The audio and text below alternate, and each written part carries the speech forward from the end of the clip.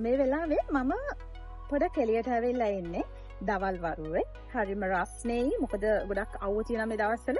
ඉතින් විශේෂයෙන්ම පුංචි දෙයක් කියන්න ඕනි කියලා හිතුණා. අපි එළියට බැස්සහම මේ අවුවේ කොහේ හරි හෙවණක් තියෙනවනම් ඒක මාර දෙයක්. ඒ වෙලාවේ අවුවෙන් බේරිලා චුට්ටක් තමන්ගේ වෙහෙස මහන්සිය නිවා ගන්න, තමන්ගේ වාහනේ පාක් කරගෙන ඉන්න ගහක් යට හෙවණක් තියෙනවා කියන්නේ කොච්චර දෙයක්ද? ගොඩක් අය එහෙම හෙවණක් තියෙන තැනක තමන්ගේ වාහනේ නතර කරලා චුට්ටක් ගිමන් හරින්න අමතක කරන්නේ නැහැ. ඒක ලොකු දෙයක් ඒ වෙලාවේ ඒගොල්ලෝ ඉන්න තත්වයක් එක්ක. ඉතින් එහෙම අපි නතර වෙන තැන, එහෙම අපි ගිමන් හරින තැන අපි එතන කැත කරන්න ඕනේද?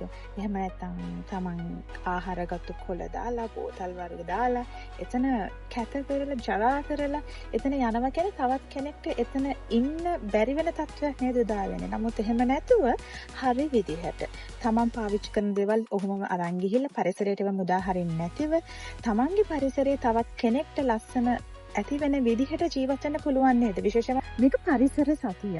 ඉතින් පරිසර සතිය අපේ වගකීම තමයි පරිසරය ආරක්ෂා කරන එක. අපි භුක්ති විඳින පරිසරය තවත් කෙනෙක්ට ඒක භුක්ති විඳින්න පුළුවන් වෙන විදිහට ඒක සංරක්ෂණය කරන එකයි. ඒක මේ පරිසර සතියේ තමන් පරිසරයේ භුක්ති විඳිනවා වගේම ඒක අනිත් කට්ටියටත් භුක්ති විඳින්න පුළුවන් වෙන විදිහට පරිසරය ආරක්ෂා කරන්න පුළුවන් නම් කොච්චර හොඳද?